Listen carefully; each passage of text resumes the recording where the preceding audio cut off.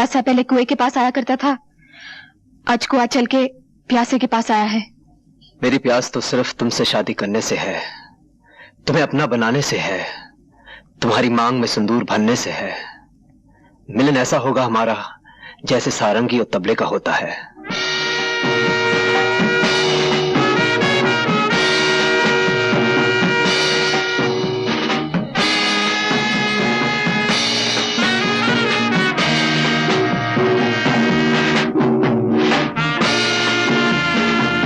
ये मिलन जरूर होगा शक्ति सिंह। मैं अपना हुस्न, अपनी जवानी, जो कुछ भी मेरे पास है, सब कुछ तुम्हारे कदमों में रख दूंगी। लेकिन इससे पहले तुम्हें मेरे लिए एक छोटा सा काम करना होगा। तुम काम बोलो मुन्नीबाई, तुम्हारे मुंह से जो बात निकलेगी पूरी की जाएगी। मैं चाहती हूँ एक बार, सिर्फ एक बार रवि को मेरे सामने खड़ा कर दो। उसके हाथ और उसके पांव पर इख्तियार तुम्हारे होंगे, लेकिन इसके जान पर हक सिर्फ मेरा होगा, सिर्फ मेरा। समझ लो मुन्नीबाई, तुम्हें तुम्हारा हक मिल गया।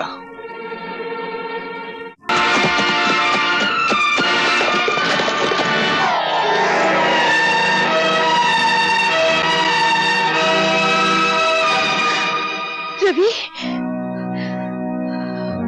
ओ गॉड, अपने रहमत के फरिश्तों को हुक्म दो कि वो रवि के सिरहाने खड़ी हुई उसकी मौत को उसे छूने की इजाजत न दे। बरसों पहले जो कहानी इस अस्पताल में शुरू हुई थी, वो ऐसे अस्पताल में खत्म न हो। कौन सी कहानी माँ?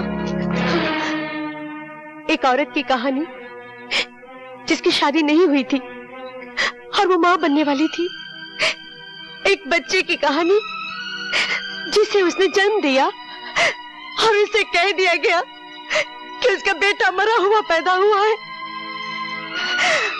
रवि वही बच्चा है जिसकी जिंदगी मैं आज अपने गॉड से मांग रही हूँ। मगर उसकी माँ कहाँ है? ठाकुर प्रेम सिंह की पत्नी सावित्री ही रवि की माँ है। किसकी मंगल कामना करने जा रही हैं आप? मैंने पूछा, किस पति की मंगल कामना करने जा रही हैं आप? कौन हो तुम? यहाँ किस लिए आई हो? हूँ तो एक कोठे वाली और नाम है मुन्नीबाई, लेकिन मैं भी आपकी तरह घरवाली बनना चाहती हूँ। इसीलिए आज करवा चौथ के दिन आपके दरवाजे पर 2 चुटकियां सिंदूर की मांगने आई हूँ। अपने पाँव में बंधे हुए घुंघरू को देखो और फिर मेरे मंदिर जैसे घर पर नजर करो जहाँ तुम इस वक्त खड़ी हो। आप भी अपने गले में पड़े हुए खानदानी 9 लखे हार को देखिए जो आपके बेटे राजेश ने एक दिन मेरे गले में डाला था, और फिर इस सुहाग के जोड़े पर नजर डालिए जो आपका दूसरा बेटा रवि खुद मेरे पास लेकर आया था।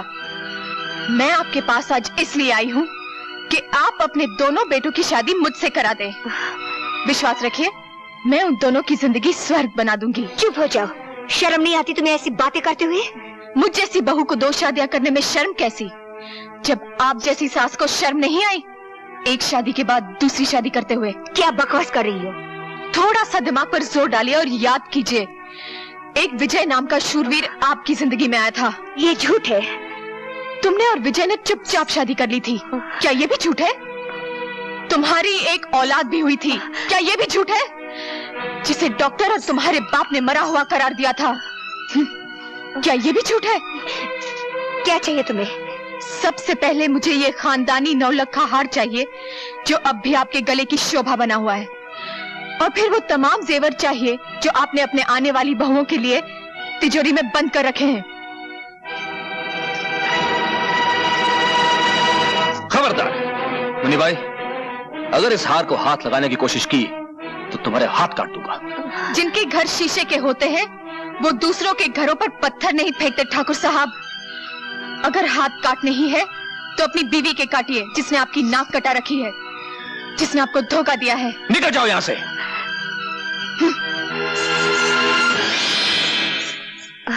अब मैं तुमसे पूछता हूँ सावित्री, जो कुछ इसने कहा क्या वो सच है? इतना बड़ा सच छुपाया तुमने मुझसे, अपने पति से? जिसे तुम परमेश्वर मानती थी। मैं पूछता इतना खूबसूरत धोखा क्यों किया तुमने मेरे साथ? क्यों किया? आखिर क्यों? वक्त से बढ़कर धोखेबाज और कोई नहीं होता। जो सच्चाई कड़वी हो उसे छुपाना कोई पाप नहीं है। जो सच्चाई बोलने से घर में आग लग जाए उसे ना बोलना ही ठीक है। मरते वक्त मेरे पिताजी ने मुझसे ये वचन लिया था, पर आज जब आप सब कुछ जान गए हैं तो और एक सच्चाई भी जान लीजिए। मेरे स्वर्गीय पति की संतान रवि है।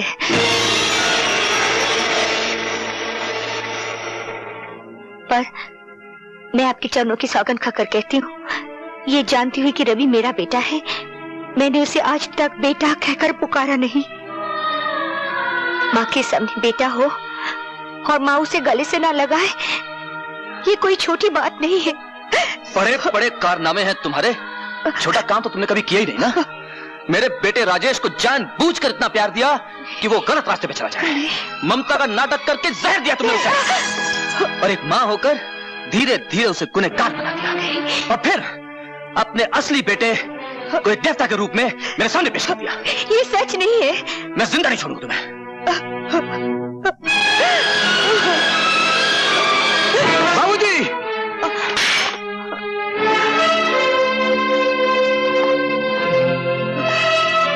उठो मां।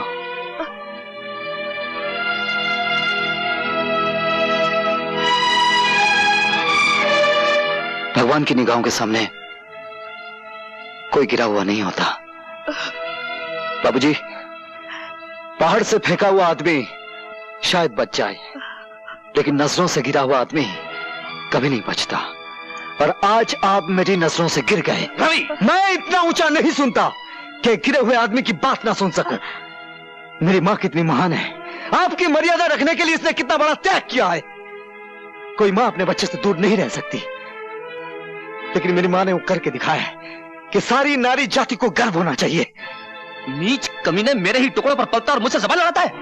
अगर तूने जलील औरत की हिफाजत करनी, बाबूजी, अभी तक इस हाथ ने आपको बचाने की कोशिश की है, क्योंकि वो मेरा परम धर्म था। लेकिन मां पर अगर किसी ने हाथ उठाया तो यह हाथ मां के बेटे का फौलादी हाथ बन जाएगा, और मां की हिफाजत करना मेरा परम धर्म होगा। चलो मां। नहीं रवि, मैं इन्हें छोड़कर कहीं नहीं जाऊंगी। मैं इस घर में डोली में बैठ कर आई थी, अब तो इस घर से मेरी मिट्टी उठेगी। मेरे लिए तुम मिट्टी ही हो, जब चाह उठ जाओ। सुना मां, लेकिन मेरे रहते हुए उन लोगों की मिट्टी उठेगी जो तुम्हारी मिट्टी खराब करना चाहते हैं। चलो।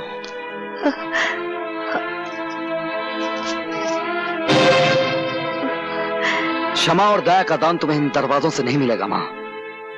इस खानदान की तो यह रस्म है कि जख्मों पर मरहम ना लगाया जाए, पहले उन पर नशा चलाया जाए, बाद में नमक छिड़का जाए।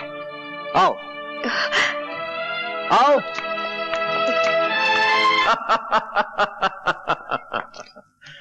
शाबाश मुन्नी भाई, शाबाश।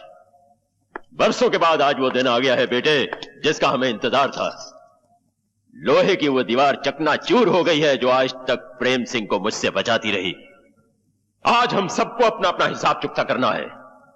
तुम्हें अपना हक मांगना है अपने बाप से, मुन्नी बाई को अपने घायल प्यार की कीमत मांगनी है रवि से, और शक्ति सिंह को अपने मोहब्बत की खातिर अपनी जान की बाजी लगानी है, और मुझे अपनी नफरत की आग ठंडी करने के लिए प्रेम सिंह का खून पीना है। और राजेश, आओ मेरे साथ, हम दोनों की मंजिल एक है। और तुम शक्ति सिंह मेरे साथ आओ। अगर तुमने रवि का किस्सा तमाम कर दिया तो मेरे तमाम इनकार तुम्हारे सामने हथियार डाल देंगे।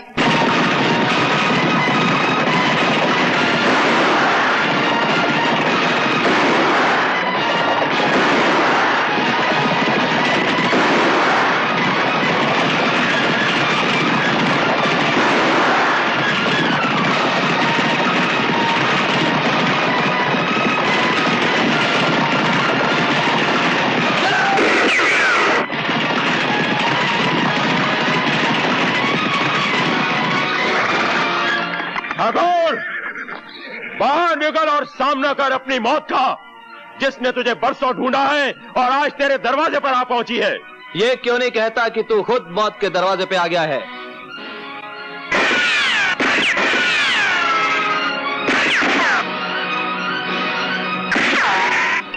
राजेश, हवेली के अंदर से सिर्फ एक बंदूक आग उगल रही है। तुम हवेली के चप्पे चप्पे से वाकिफ हो, हवेली का खुफिया रास्ता बताओ। रवि, आज फिर किसी जगह जुल्म की आंधी उठी होगी, किसी सुहागन का सिंदूर खतरे में पड़ गया होगा। बेटा, तू जल्दी जा, जल्दी जा।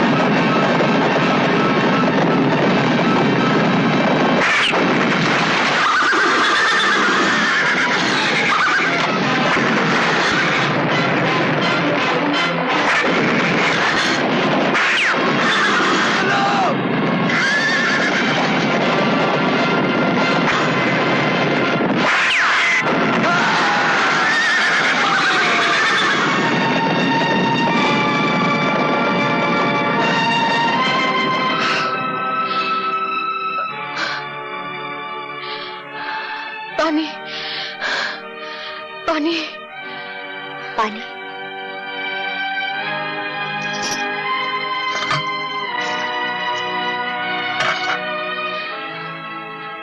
पानी। उठो बेटी, ये लो, पानी पी लो।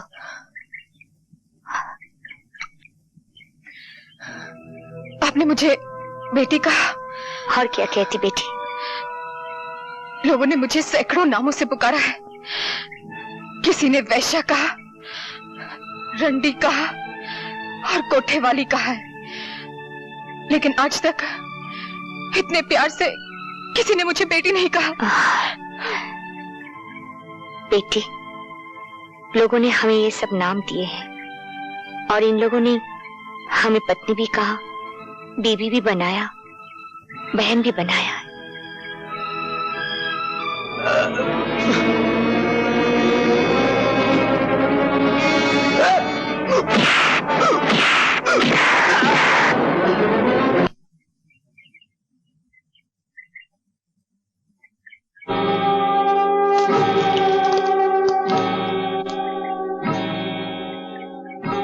ठाकुर, याद है मैंने तुमसे कहा था कि तुमने मेरी एक आंख ली है, तुम्हें अपनी दोनों आंखों के साथ साथ जान से भी हाथ धोना पड़ेगा। कहां है तुम्हारा वो परम धर्म वाला जिसके बलबूते पर तुम इतना उछलते थे?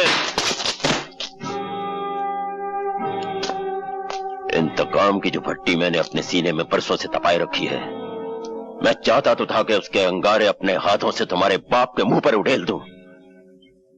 क्योंकि मैंने तुम्हें अपना बेटा कहा है, इसलिए यह हक मैं तुम्हें देता हूं।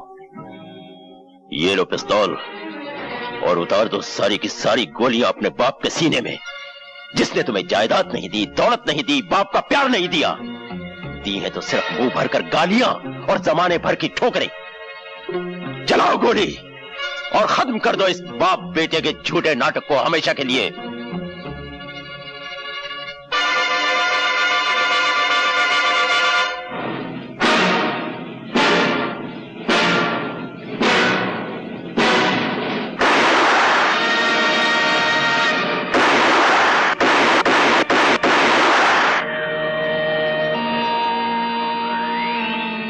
तुम्हारे हाथ क्यों कांप गए?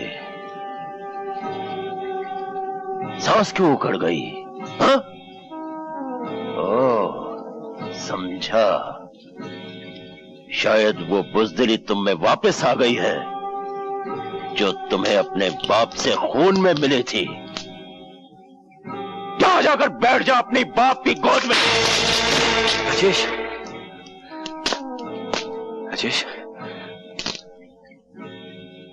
और अब देख ठाकुर, जब एक मर्द निशाना बांधता है तो उसका शिकार कैसे तड़प तड़प कर मरता है।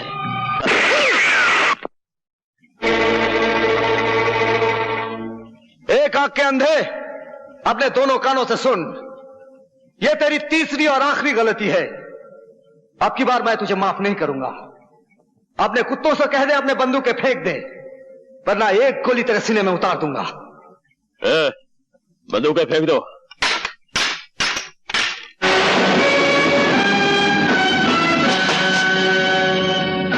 तुमने क्या समझा था? अपनी अंधी इंतकाम की आग में इन दोनों को जला सकते हो। इसमें से एक को मैंने भाई माना है और दूसरे को पिता का दर्जा दिया है।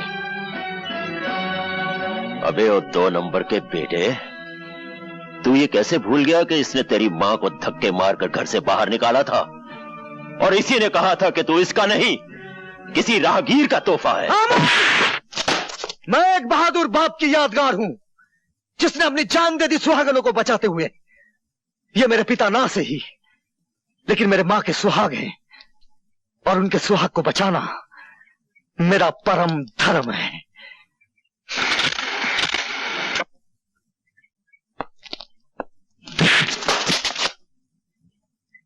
रुक जाओ, फेंक दो बंदूक।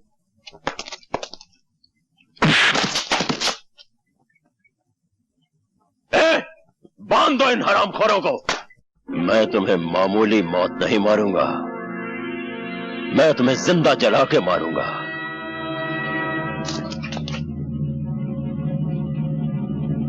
मशाल तैयार करो। ठहरो शमशेरा, ये मेरा शिकार है। जिस तरह इसने मेरे दिल को जलाया है उसी तरह आज मैं इसे जला दूंगी। शाबाश मुन्नी भाई।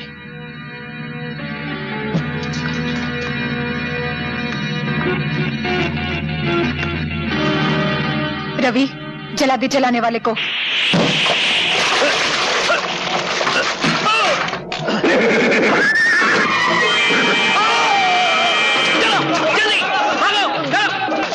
राजीव बाबू अब यहाँ क्या खड़े? वहाँ पता है? ओह, लेकिन आपको बांटा किसने? अरे शमशेरा ना, और किसने? शमशेरा, पूरा वक्त आ गया तेरा।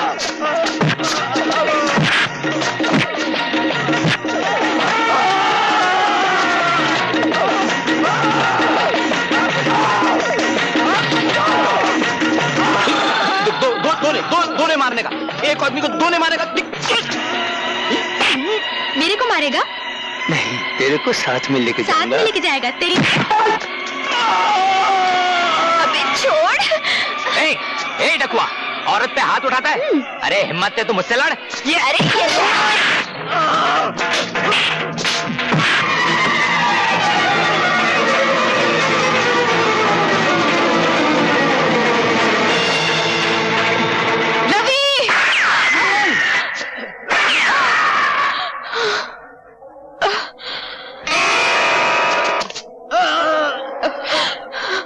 रवि, तुमने मेरी मौत अपने सर पे क्यों ले ली? रवि, मैं तुम्हें अपना दूल्हा तो नहीं बना सकी। सोचा कि तुम्हारी मौत को ही अपने गले लगा लो। मैं उम्र भर तवाइफ कहलाती रही हूँ, लेकिन मैं तवाइफ रहकर मरना नहीं चाहती। अगर हो सके तो मुझे अपनी सुहागन बना दो रवि।